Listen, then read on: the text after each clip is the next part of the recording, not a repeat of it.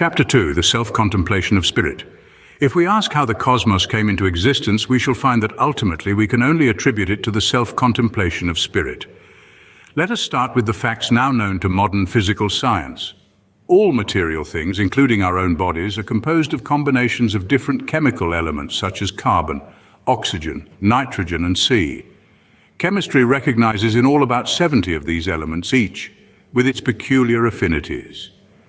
But the more advanced physical science of the present day finds that they are all composed of one and the same ultimate substance, to which the name of ether has been given, and that the difference between an atom of iron and an atom of oxygen results only from the difference in the number of etheric particles of which each is composed, and the rate of their motion within the sphere of the atom, thus curiously coming back to the dictum of Pythagoras that the universe has its origin in number and motion. We may therefore say that our entire solar system, together with every sort of material substance which it contains, is made up of nothing but this one primary substance in various degrees of condensation. Now the next step is to realize that this ether is everywhere. This is shown by the undulatory theory of light. Light is not a substance, but is the effect produced on the eye by the impinging of the ripples of the ether upon the retina. These waves are excessively minute, ranging in length from 1/39,000th of an inch at the red end of the spectrum to 1/57,000th at the violet end. Next, remember that these waves are not composed of advancing particles of the medium, but pass onwards by the push which each particle in the line of motion gives to the particle next to it. And then you will see that if there were a break of 1/50,000th part of an inch in the connecting ether between our eye and any source of light, we could not receive light from that source, for there would be nothing to continue the wave motion across the gap. Consequently, as soon as we see light from any source, however distant, we know that there must be a continuous body of ether between us and it. Now, astronomy shows us that we receive light from heavenly bodies so distant that, though it travels with the incredible speed of 186,000 miles per second, it takes more than 2,000 years to reach us from some of them. And as such stars are in all quarters of the heavens, we can only come to the conclusion that the primary substance or ether must be universally present. This means that the raw material for the formation of solar systems is universally distributed throughout space. Yet though we find that millions of suns stud the heavens, we also find vast interstellar spaces which show no sign of cosmic activity. Then something has been at work to start cosmic activity in certain areas while passing over others in which the raw material is equally available. What is this something? At first, we might be inclined to attribute the development of cosmic energy to the etheric particles themselves. But a little consideration will show us that this is mathematically impossible in a medium which is equally distributed throughout space, for all its particles are in equilibrium. And so no one particle possesses per se a greater power of originating motion than any other. Consequently, the initial movement must be started by something which, though it works on and through the particles of the primary substance, is not those particles themselves. It is this something, which we mean when we speak of spirit. Then, since spirit starts the condensation of the primary substance into concrete aggregation, and also does this in certain areas to the exclusion of others, we cannot avoid attributing to spirit the power of selection and of taking an initiative on its own account. Here then, we find the initial polarity of universal spirit and universal substance, each being the complementary of the other. And out of this relation, all subsequent evolution proceeds. Being complementary means that each supplies what is wanting in the other, and that the two together thus make complete wholeness. Now, this is just the case here. Spirit supplies selection and motion. Substance supplies something from which selection can be made and to which motion can be imparted, so that it is a sine qua non for the expression of spirit. Then comes the question, how did the universal substance get there?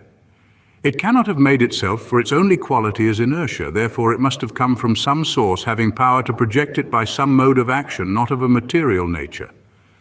Now, the only mode of action not of a material nature is thought, and therefore to thought we must look for the origin of substance. This places us at a point antecedent to the existence even of primary substance. And consequently, the initial action must be that of the originating mind upon itself, in other words, self-contemplation. This being so, Spirit's primary contemplation of itself as simply being necessarily makes its presence universal and eternal, and consequently, paradoxical as it may seem, its independence of time and space makes it present throughout all time and space. It is the old, esoteric maxim that the point expands to infinitude and that infinitude is concentrated in the point. We start then with Spirit contemplating itself simply as being. But to realize your being, you must have consciousness, and consciousness can only come by the recognition of your relation to something else. The something else may be an external fact or a mental image, but even in the latter case, to conceive the image at all, you must mentally stand back from it and look at it. Something like the man who was run in by the police at Gravesend for walking behind himself to see how his new coat fitted. It stands thus: if you are not conscious of something, you are conscious of nothing, and if you are conscious of nothing, then you are unconscious. So that to be conscious at all, you must have something to be conscious of. This may seem like an extract from Paddy's philosophy, but it makes it clear that consciousness can only be attained by the recognition of something which is not the recognizing ego itself. In other words, consciousness is the realization of some particular sort of relation between the cognizing subject and the cognized object, but I want to get away from academical terms into the speech of human beings, so let us take the illustration of a broom and its handle. The two together make a broom. That is one sort of relation, but take the same stick and put a rake iron at the end of it, and you have an altogether different implement. The stick remains the same, but the difference of what is put at the end of it makes the whole thing a broom or a rake. Now, the thinking and feeling power is the stick, and the conception which it forms is the thing at the end of the stick, so that the quality of its consciousness will be determined by the ideas which it projects. But to be conscious at all, it must project ideas of some sort. Now, of one thing we may be quite sure, that the spirit of life must feel alive.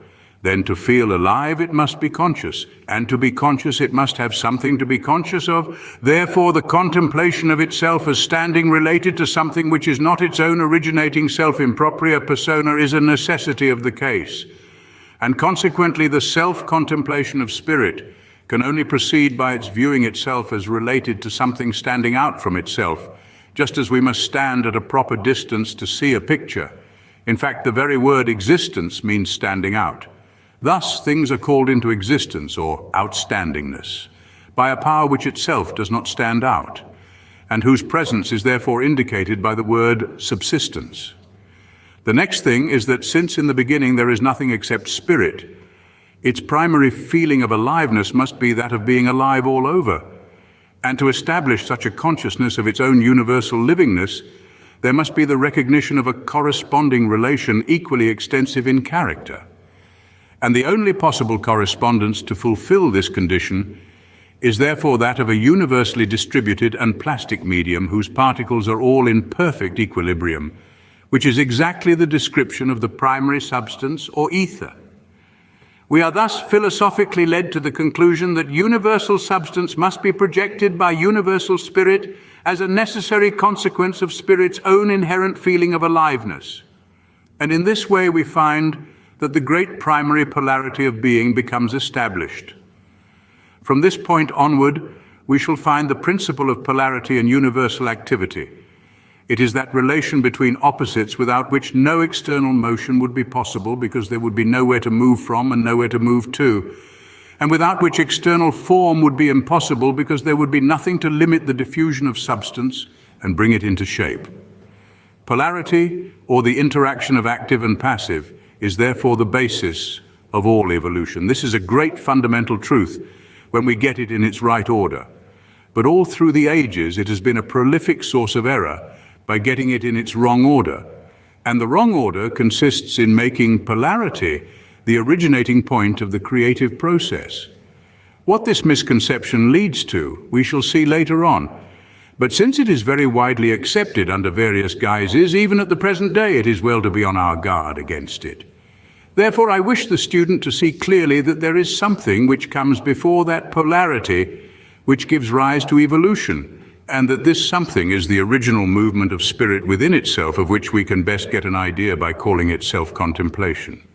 Now, this may seem an extremely abstract conception and one with which we have no practical concern. I fancy I can hear the reader saying, "The Lord only knows how the world started, and it is His business and not mine," which would be perfectly true if this originating faculty were confined to the cosmic mind. But it is not, and the same action takes place in our own minds also, only with the difference that it is ultimately subject to that principle of cosmic unity of which I have already spoken. But subject to that unifying principle, this same power of origination is in ourselves also, and our personal advance in evolution depends on our right use of it, and our use of it depends on our recognition that we ourselves give rise to the particular polarities which express themselves in our whole world of consciousness, whether within or without. For these reasons, it is very important to realize that evolution is not the same as creation. It is the unfolding of potentialities involved in things already created, but not the calling into existence of what does not yet exist. That is creation. The order, therefore, which I wish the student to observe is, first, the self-contemplation of spirit producing polarity, and next, polarity producing manifestation in form, and also to realize that it is in this order his own mind operates as a subordinate center of creative energy. When the true place of polarity is thus recognized, we shall find in it the explanation of all those relations of things which give rise to the whole world of phenomena, from which we may draw the practical inference that if we want to change the manifestation, we must change the polarity, and to change the polarity, we must get back to the self-contemplation of spirit. But in its proper place as the root principle of all secondary causation, polarity is one of those fundamental facts of which we must never lose sight. The term polarity is adopted from electrical science. In the electric battery, it is the connecting together of the opposite poles of zinc and copper that causes a current to flow from one to the other, and so provides the energy that rings the bell. If the connection is broken, there is no action. When you press the button, you make the connection. The same process is repeated in respect of every sort of polarity throughout the universe.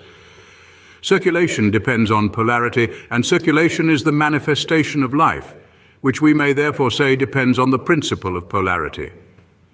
In relation to ourselves, we are concerned with two great polarities, the polarity of soul and body and the polarity of soul and spirit, and it is in order that he may more clearly realize their working that I want the student to have some preliminary idea of polarity as a general principle. The conception of the creative order may therefore be generalized as follows. The spirit wants to enjoy the reality of its own life, not merely to vegetate, but to enjoy giving, and therefore by self-contemplation it projects a polar opposite or complementary, calculated to give rise to the particular sort of relation out of which the enjoyment of a certain mode of self-consciousness will necessarily spring. Let this sentence be well pondered over until the full extent of its significance is grasped, for it is the key to the whole matter. Very well then, spirit wants to enjoy life, and so by thinking of itself as having the enjoyment which it wishes, it produces the conditions which by their reaction upon itself give rise to the reality of the sort of enjoyment contemplated.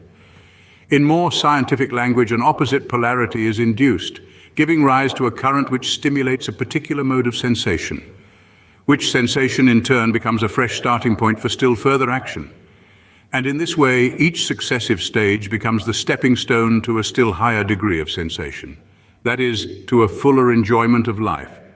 Such a conception as this presents us with a progressive series to which it is impossible to assign any limit. That the progression must be limitless is clear from the fact that there is never any change in the method.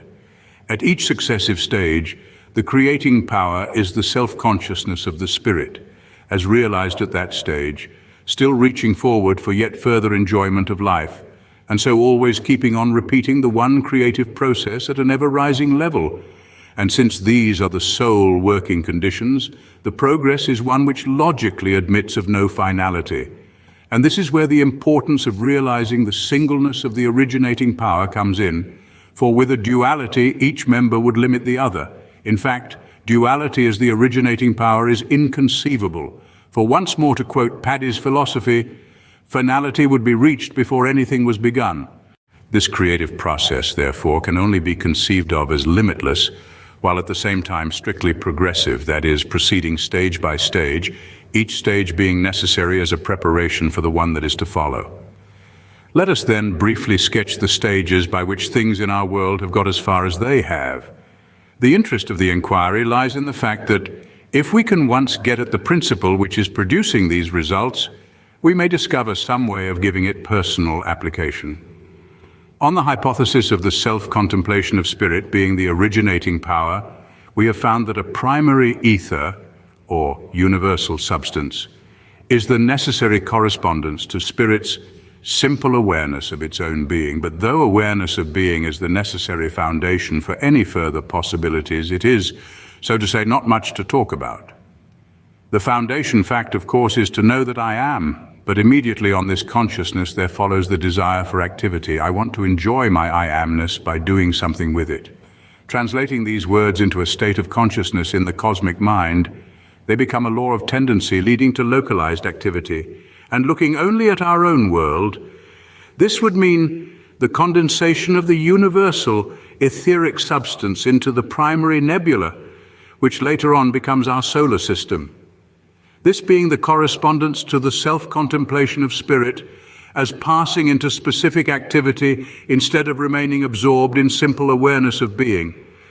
Then this self-recognition would lead to the conception of still more specific activity having its appropriate polar opposite or material correspondence in the condensation of the nebula into a solar system. Now at this stage, spirit's conception of itself is that of activity, and consequently the material correspondence is motion, as distinguished from the simple diffused ether, which is the correspondence of mere awareness of being. But what sort of motion? Is the material movement evolved at this stage bound to take any particular form? A little consideration will show us that it is. At this initial stage, the first awakening, so to say, of spirit into activity, its consciousness can only be that of activity absolute.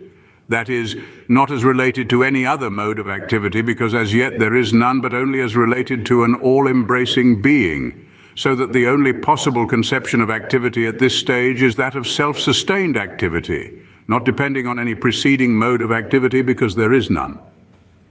The law of reciprocity therefore demands a similar self-sustained motion in the material correspondence, and mathematical considerations show that the only sort of motion which can sustain a self-supporting body moving in vacuo is a rotary motion, bringing the body itself into a spherical form.